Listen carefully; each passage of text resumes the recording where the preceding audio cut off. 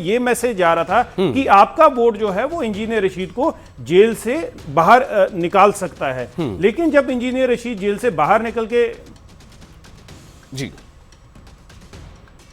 तो जैसे ही वो रिजल्ट आया, जो वो एक्सपेक्ट कर रहे थे कि हम ये सीटें जो हैं वो जीत पाएंगे, आज जो वो रिजल्ट आएगा वो उनकी एक्सपेक्टेशन के मुताबिक नहीं होगा जो इंजीनियर रशीद समझ रहे थे।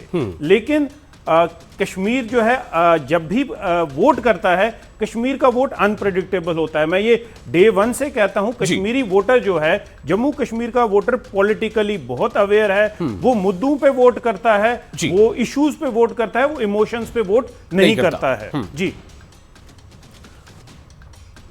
तो ये आप देखिए, आपको आप ग्राफिक्स के जरिए ये बता रहे हैं कि जम्मू कश्मीर में किस असेंबली कॉन्स्टिट्यूंसी में किस किस के बीच में टक्कर है और लगातार वहां की जो सिचुएशन बन रही है, जैसा अभी सरोज भी बता रहे थे कि एग्जिट पोल के जो अनुमान हैं उसके मुताबिक कहीं ना कहीं 2-3 चाबियां हैं जो सत्ता के दरवाजे खोल सकती हैं। एक चाबी तो ये है कि अगर उस अनुमान को देखें तो ऐसा लग रहा है कि कोई ना कोई तीसरी जमात या फिर इंडिपेंडेंट्स, यानी तीसरी जमात कोई ऐसी हो सकती है, चाहे वो एआईपी हो चाहे पीडीपी हो, कि वो जिसके तरफ चली जाए तो उसका जो है सरकार उसकी बन सकती है, चाहे वो बीजेपी के साथ वाला धड़ा हो या फिर एनसी और कांग्रेस के साथ वाला धड़ा हो। जबकि दूसरी तरफ एक चाबी जो है वो इंडिपेंडेंट्स के हाथों में भी हो सकती है। तो इंद्र जी, मेरा सवाल यही होगा कि एग्जिट पोल के अनुमान को जब हम देखते हैं तो ऐसा नहीं लग रहा था कि जो फुल मेजॉरिटी की तरफ बिल्कुल, यानी मैजिक फिगर्स से 2-3-4 सीटें आगे एनसी और कांग्रेस गठबंधन जा सकता है, एक आध दो पोल को छोड़ दिया जाए तो। देखिए विशाल, जिस तरह से मैं अभी आपसे बात कर रहा था कि जम्मू कश्मीर के लोगों ने इस बार जिस तरह से वोट दिया है, उनका ये मानना था कि एक पार्टी को उन्होंने सिंगल अभी बीजेपी प्रेसिडेंट रविंदर रैना कुछ कह रहे हैं, आइए चलते हैं उनके पास, देखते हैं वो क्या। यही प्रार्थना माँ दुर्गा अष्ट भवानी से। देखिए, मैं इस वक्त चूंकि आज मंगलवार है और पवित्र नवरात्रा है, और इस पवित्र नवरात्रा में विशेषकर मंगलवार के इस पवित्र दिन माँ दुर्गा अष्ट भवानी के इस पवित्र देवस्थान में भव्य पूजन होता है, और मैं यहाँ माँ भगवती दुर्गा अष्ट भवानी जी का आशीर्वाद, उनकी पूजा के लिए यहाँ आया हूँ।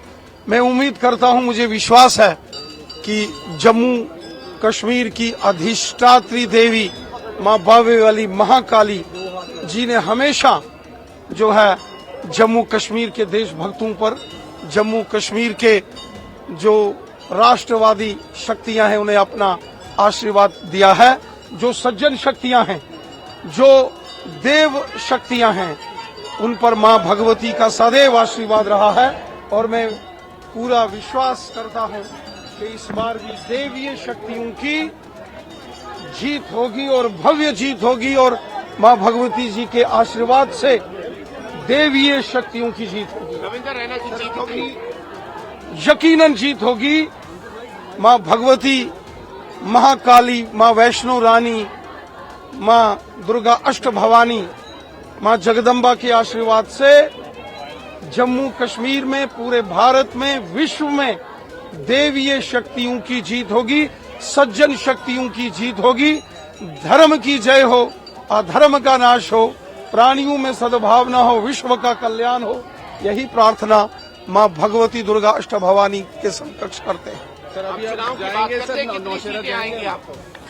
देखिए, चूंकि मैं मां महाकाली जी के पवित्र देवस्थान पर हूं, मैं माता के चरणों में प्रणाम करते हुए मैं मां से प्रार्थना करता हूं कि हे मां, देवीय शक्तियों की, सज्जन शक्तियों की, राष्ट्र और धर्म की रक्षा में सर्वस्व अर्पण करने वाली शक्तियों की विजय हो।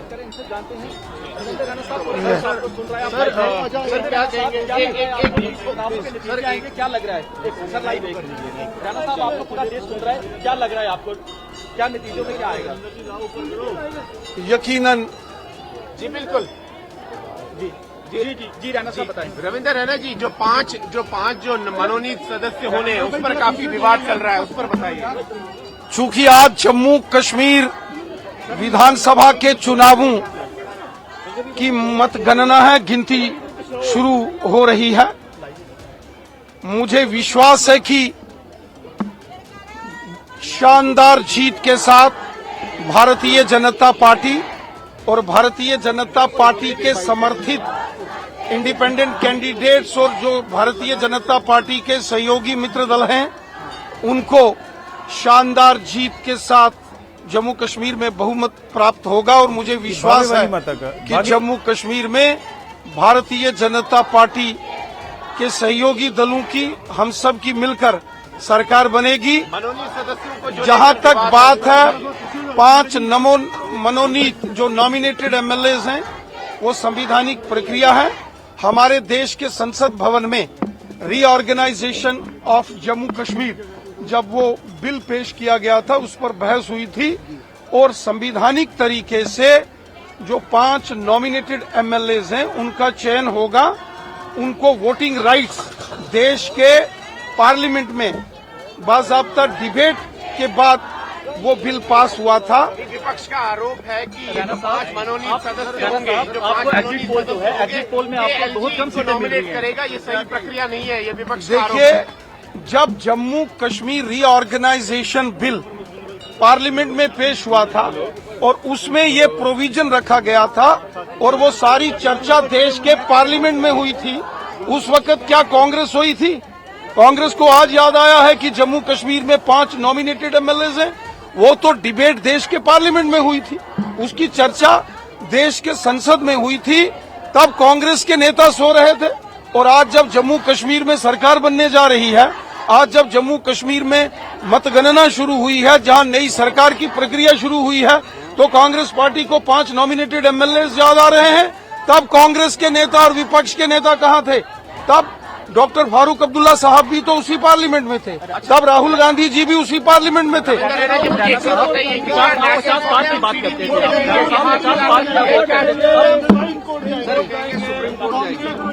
देखिए, मुझे विश्वास है कि भारतीय जनता पार्टी 30 से 35 सीटें अपने दम पर जीतेगी और भारतीय जनता पार्टी समर्थित कश्मीर घाटी से और जम्मू संभाग के पर्वतीय क्षेत्रों में 15 के करीब इंडिपेंडेंट कैंडिडेट्स वो जीतेंगे, जिनको बीजेपी ने सपोर्ट किया है चुनावों में।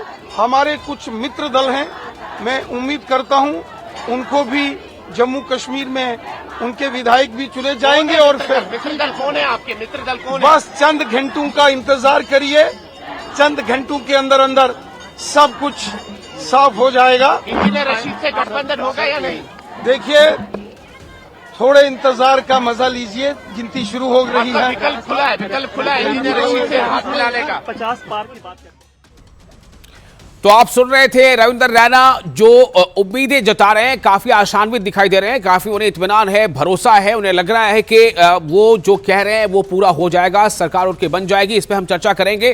तो इंद्रजीत सिंह की फिलहाल कोई एक जानकारी ये भी दे दें कि हरियाणा विधानसभा चुनाव में सभी की निगाहें आज आने वाले नतीजों पर टिकी है। अब ईवीएम खुलेंगी और उम्मीदवारों और राजनीतिक दलों की किस्मत का फैसला होगा। राज्य में सभी 90 विधानसभा सीटों पर एक ही चरण में मतदान हुए हैं और ये चुनावी उत्सव हरियाणा के मतदाताओं ने पूरे जोश के साथ मनाया। जहां एक और सियासी गहमागहमी अपने चरम पर है, वहीं चुनावी मैदान में उतरे नेता अब अपनी जीत का दावा करते हुए नजर आ रहे हैं। तो ये जो महाकुंभ है, चुनावी महाकुंभ, इसमें क्या कुछ खास है और उम्मीदवारों और को जीत के लेकर क्या कहना, यह भी आपको हम बीच में बताते रहेंगे। देखिए विशाल, चाहे हरियाणा हो चाहे जम्मू कश्मीर हो, पूरे देश की नजरें आज इन 2 राज्यों पे लगी हुई हैं। चाहे जम्मू कश्मीर, क्योंकि मैं आपको पहले बता रहा था कि पॉलिटिकली बहुत सेंसिटिव है, लेकिन बीजेपी ये उम्मीद कर रही है हरियाणा में कि वो एक हैट्रिक करे। 2005 में जब कांग्रेस की सरकार थी, कांग्रेस ने एक एक्सट्रीम बहुमत लिया था। कांग्रेस वो उम्मीद कर रही है कि जो एग्जिट पोल के नतीजे उनके फेवर में आए हैं वो उसे भी सरपास कर जाएं। तो कहीं ना कहीं ये लग रहा है कि दोनों राज्य में सरप्राइज सामने आएगा। लोगों की जो उम्मीदें हैं, लोगों ने जिस पार्टी के लिए वोट दिया है, वो सामने आज उसका रिजल्ट जो है वो निकल के सामने आएगा। बिल्कुल। तो हरियाणा को लेकर एक रिपोर्ट आपको दिखाना चाह रहे हैं कि तैयारियां कैसी हैं, दावे कैसे हैं। दरअसल तमाम दावे तभी तक होते हैं जब तक कि जनता के फैसले का ऐलान नहीं हो जाता है। जनता ने अपना फैसला दर्ज करा दिया। बिल्कुल वैसे ही कहते हैं ना, कई बार आप कोर्ट के पढ़ाने में देखते हैं कि फैसला सुरक्षित रखा गया है, तो एक तरह से ये समझिए कि जनता का फैसला आ चुका है, सुरक्षित है, ईवीएम में है, आज उसका ऐलान होना है।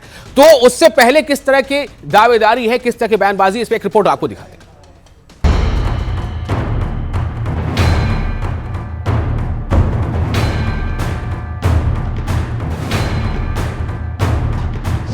हरियाणा विधानसभा चुनाव 2024 के लिए 90 सीटों पर 5 अक्टूबर को एक ही चरण में मतदान हुआ। इस बार 20,000 से ज्यादा मतदान केंद्र बनाए गए थे, जहां सुबह 7 बजे से वोटिंग शुरू हुई।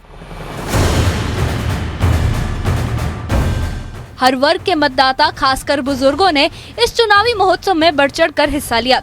जब कल ईवीएम खुलेंगी तो पता लगेगा कि मतदाताओं ने बदलाव के लिए मतदान किया है या फिर से बीजेपी पर ही भरोसा जताया है।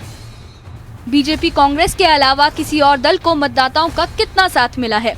इस बार के चुनावी रण में 1031 उम्मीदवार मैदान में थे, जिनमें से 101 महिलाएं और 464 निर्दलीय उम्मीदवार भी शामिल थे। इस बार मतदान प्रतिशत 67.9% रहा, जो पिछले चुनाव से थोड़ा कम है। फरीदाबाद जिले में सबसे कम वोटिंग 56.49% दर्ज की गई है, जबकि कुछ क्षेत्रों में ये 70% से भी अधिक रही। जहां वोटिंग प्रक्रिया खत्म हुई, वहीं कांग्रेस के उम्मीदवारों ने अपनी जीत को लेकर पूरा भरोसा जताया है। साढौरा से कांग्रेस प्रत्याशी रेणु बाला ने कहा कि जनता बदलाव चाहती है और कांग्रेस ही विकास का। तो तेंदर जी, आपने देखा ये उम्मीदें हैं और ये दावेदारियां हैं, चाहे वो फिर आज सुबह भक्ति के साथ शुरू ही हो। एक भक्ति तो भगवान के आशीर्वाद पर है और दूसरी भक्ति और दूसरा विश्वास कहने की जनता पर है। लेकिन जनता का विश्वास के दावे तो दोनों धड़े कर रहे हैं, चाहे वो एक धड़ा हो जिसे लगता है कि हम सत्ता में आएंगे, चाहे दूसरा धड़ा हो जिसे लगता है कि हम आएंगे। लेकिन मुझे ये बताएं, आपकी तस्वीरें क्या बता रही हैं? आखिर एग्जिट पोल में जो आंकड़े आए हैं, लगभग तमाम एग्जिट पोल जिसपे हम लोगों ने स्पेशल शो भी किया, पोल ऑफ पोल भी दिखाया, कितना फर्क हो सकता है या होना चाहिए? देखिए विशाल, आपने बिल्कुल सही कहा कि भक्ति से शुरुआत हुई है, लेकिन आज जो सबसे बड़ी भक्ति होगी वो ईवीएम्स की होगी, क्योंकि जो आशीर्वाद है वो ईवीएम्स ने ही देना है कि आप जीत रहे हैं या आपको फिर अगले 5 साल के लिए अपनी किस्मत आजमाने के लिए वेट करना पड़ेगा। लेकिन आज जो नतीजे आएंगे, देखिए एग्जिट पोल, हम ये डे 1 से कह रहे हैं कि एग्जिट पोल जो है वो एग्जैक्ट पोल नहीं है, एग्जैक्ट रिजल्ट नहीं है, क्योंकि हर एक जो एजेंसी एग्जिट पोल करवाती है उनका एक डिफरेंट साइंटिफिक मेथड होता है। लेकिन कहीं ना कहीं देखिए, मैं जम्मू कश्मीर की अगर आपसे बात करूं, जम्मू कश्मीर में एग्जिट पोल के साथ मिलते जुलता ही एग्जैक्ट पोल जो होगा, जो आज नतीजे आएंगे जम्मू कश्मीर में, वो होंगे। क्योंकि जम्मू कश्मीर में जिस तरह से अभी हमारे कलीग राजन वैद भी बता रहे थे कि पिछली बार जो स्थिति पीडीपी की थी, क्योंकि पीडीपी सिंगल लार्जेस्ट पार्टी थी कश्मीर घाटी से, और पूरी तब जम्मू कश्मीर स्टेट होता था। 2014 में जब इलेक्शन हुई थी तो जो जम्मू कश्मीर स्टेट, जिसमें लद्दाख, क्योंकि लद्दाख आज एक सेपरेट यूनियन टेरिटरी है, उस वक्त लद्दाख भी जम्मू कश्मीर का हिस्सा था। तो 28 सीटें पीडीपी के पास आई थी। आज कमोवेश वही परिस्थिति है कश्मीर घाटी में, लेकिन वो नाम पीडीपी का नहीं होगा। वो नाम इस वक्त जो एग्जैक्ट पोल या एग्जिट पोल आप कहें, जो उसके रुझान सामने आए हैं, वो कहीं ना कहीं नेशनल कॉन्फ्रेंस को एज मिलता हुआ नजर आ रहा है। कांग्रेस उनके साथ है, अलायंस है, कांग्रेस को जम्मू में कुछ सीटें मिलेंगी। हालांकि जो सिचुएशन ऐसी उभर के सामने आ रही है कि कांग्रेस और नेशनल कॉन्फ्रेंस की सरकार बनते हुए नजर आ रही है, लेकिन इन्हें कुछ छोटी छोटी पार्टियां या कुछ इंडिपेंडेंट जो कैंडिडेट्स जीत के आएंगे। क्योंकि देखिए, जब किसी भी पॉलिटिकल पार्टी या पॉलिटिकल अलायंस, जो प्री पोल अलायंस होता है, उसके जो आंकड़े होते हैं वो बहुमत के नजदीक होते हैं, तो कई छोटी पॉलिटिकल पार्टीज या इंडिपेंडेंट कैंडिडेट्स वो उस पार्टी के साथ जाके मिल जाते हैं, उन्हें सपोर्ट करते हैं, क्योंकि उन्हें यह भी फायदा रहता है उन इंडिपेंडेंट कैंडिडेट्स को कि हमें कोई ना कोई पोर्टफोलियो मिल जाएगा, ताकि हम जो वादे किए थे लोगों में। जी मैं कह रहा था कि जो एग्जिट पोल के, चूंकि अभी तक एग्जैक्ट पोल तो शुरू हुआ नहीं, इसलिए एग्जिट पोल भी थोड़ा हम चर्चा करेंगे। एग्जिट पोल में एक चीज साफ देखा गया कि किसी भी छोटी पार्टी को कह लें या रीजनल पार्टी को कह लें, जम्मू कश्मीर में तो रीजनल पार्टी ही वहां के लिए बड़ी पार्टी है, चाहे पीडीपी हो, नेशनल कॉन्फ्रेंस हो, लेकिन ऐसा लग रहा है एग्जिट पोल को देख करके कि कहीं ना कहीं सत्ता अगर किसी को मिल रही है, मैं एग्जिट पोल की बात कर रहा हूं, तो इस तरह की मिलने जा रही है कि शायद फिर किसी तीसरी चाबी की जरूरत नहीं है। लगभग उससे ज्यादा तस्वीर साफ हरियाणा के तरफ भी हम देख रहे हैं। देखिए, हरियाणा का जो एग्जिट पोल सामने आया था उसने ये बिल्कुल क्लियर मेजॉरिटी जो है वो कांग्रेस को दी हुई है। हालांकि आज जो है उसके रियल फिगर सामने आएंगे, लेकिन कश्मीर, जम्मू कश्मीर की अगर आप बात करें, जम्मू कश्मीर में देखिए अभी तक जो हिस्ट्री रही है, कोई भी एक ऐसी पार्टी जो है वो अपने बलबूते पे गवर्नमेंट वहां पर नहीं बना सकी। आप पिछली हिस्ट्री देख लें। मैं अलायंस की बात कर रहा हूं। वही आपसे बात कर रहा हूं कि नेशनल कॉन्फ्रेंस को कांग्रेस से सपोर्ट लेनी पड़ी थी। पिछली बार जब सरकार बनी थी पीडीपी बीजेपी, तब ये कहा जा रहा था कि नॉर्थ पोल और साउथ पोल जो है वो साथ में आए थे। कोई उस वक्त ये एक्सपेक्ट नहीं कर सकता था, क्योंकि जैसे ये कहते हैं कि politics is a game of uncertainties, तो कुछ भी हो सकता है। देखिए, आज हम जिन चीजों पे कल जिस तरह से कुछ पॉलिटिकल लीडर्स के इंटरव्यू सामने आए, उन्होंने आउटराइटली रिजेक्ट कर दिया था कि हम किसी एबीसी के साथ अलायंस बना सकते हैं पोस्ट पोल या गवर्नमेंट फॉर्मेशन के लिए, लेकिन जो एग्जैक्ट नतीजे आज सामने आएंगे, हो सकता है कि आपको नए अलायंस वहां पर उभरते हुए नजर आए, क्योंकि जैसे मैंने पहले कहा, politics is a game of uncertainties. और जम्मू कश्मीर की खास तौर पे ये बात रही, क्योंकि देखिए अगर आप कांग्रेस और नेशनल कॉन्फ्रेंस की बात करेंगे तो पूरा जम्मू का एक ऐसा रीजन होगा जिसने बीजेपी को और कुछ छोटी पार्टीज को वोट दिया, आप उसको गवर्नमेंट से, सत्ता से बाहर नहीं रख सकते। तो कुछ ना कुछ तो ऐसा क्या ये तब्दीली आप इसलिए देख रहे हैं कि 2019 का इलेक्शन था, बल्कि उससे पहले 2014 की बात कर लें, तो उसमें जो डिलिमिटेशन बीच में अब जो हुआ है 24 के इलेक्शन से पहले, तो क्या डिलिमिटेशन के पहले की जो स्थितियां थी और डिलिमिटेशन के बाद की स्थिति है, इसमें भी कुछ ऐसा चेंज आया है कि एक बैशन हो कि भाई हमारा तो जम्मू बैशन है और हमारा तो जम्मू कश्मीर बैशन है? देखिए, अभी तक जिस तरह का वोटिंग पैटर्न जो एग्जिट पोल में सामने आया है कि बीजेपी को अगर कहीं पर सीटें ज्यादा मिलेंगी तो वो जम्मू रीजन, जम्मू संभाग में मिलेंगी, जहां पर अब टोटल 90 सीटों में से डिलिमिटेशन के बाद जम्मू में 43 सीटें हैं और 47 सीटें कश्मीर घाटी में हैं। तो बहुमत के लिए अगर आप वो 5 जो नॉमिनेटेड एमएलएज हैं, जिनके बाद जम्मू कश्मीर असेंबली की जो संख्या है 95 पहुंच जाएगी, तो उससे आपको 48 का एक मैजिक फिगर चाहिए। अगर ये 5 जो एमएलएज हैं, क्योंकि एक कंटेशियस इशू बना हुआ है, तो अभी हमारे साथ जम्मू से समीर भट्ट जुड़े हुए हैं। समीर से जानना चाहेंगे, समीर, किस तरह की परिस्थिति है इस वक्त जम्मू में आप हैं? जम्मू कश्मीर में किस तरह की पॉलिटिकल इक्वेशन उभरती हुई आपको नजर आ रही है? क्या, जैसे मैंने अभी सरोज से पूछा, कि हाथ जो है वो हल चलाता हुआ नजर आएगा कि डल में कमल खिलेगा? जो सियासी पारा है जम्मू का, जम्मू कश्मीर का, वो एक्चुअली पिछले 3 दिन से, जब से ये एग्जिट पोल निकले हैं, एग्जिट पोल के प्रेडिक्शंस आए हैं, तब से जबरदस्त गर्मा गया है। और मैं आपको बता दूं, दावे के साथ ये कह सकता हूं और बड़ी जिम्मेदारी के साथ हम कह सकते हैं कि जो टॉप मोस्ट लीडर्स हैं, चाहे बीजेपी के, पीडीपी के, नेशनल कॉन्फ्रेंस के और कांग्रेस के और बाकी जो छोटी पार्टीज हैं, उनके लीडरशिप वो लगातार एक दूसरे से बात कर रहे हैं, लगातार बातें चल रही हैं, टेलीफोन पे बात हो रही है, लोग मिल रहे हैं, सीक्रेट मीटिंग्स हो रही हैं, दिल्ली में भी मीटिंग्स हुई हैं, श्रीनगर में भी हुई हैं, जम्मू में भी मीटिंग्स हुई हैं। और पर्पज क्या है? पर्पज है कि नई सरकार किस तरह से बनाया जाए। देखिए, इसमें जो 2 सबसे प्रमुख हैं, नेशनल कॉन्फ्रेंस लेड कोalition गवर्नमेंट बन सकती है या बीजेपी लेड कोalition गवर्नमेंट बन सकती है। अब उसका जो बीजेपी का जो है, बीजेपी के जो लीडरशिप है, जिनसे मैंने कल बात की थी, वो ये कह रहे थे कि अगर हमें 30 से ज्यादा सीटें मिलती हैं तो हम रेस में हैं। मीन्स कि अगर बीजेपी को 30 से ज्यादा सीटें मिलती हैं तो उसको ये लग रहा है कि 5 सीटें जो नॉमिनेटेड हैं वो उसके साथ होंगे, और जो नॉमिनेटेड कैंडिडेट्स हैं, जो 5 नॉमिनेटेड कैंडिडेट्स हो सकते हैं, वो उनके साथ रहेंगे। और उसके साथ साथ इंडिपेंडेंट जो 10 से 15 कहा जा रहा है कि जिसमें अपनी पार्टी है, पीपल्स कॉन्फ्रेंस है, और उसके साथ साथ जो छोटी मोटी इंडिपेंडेंट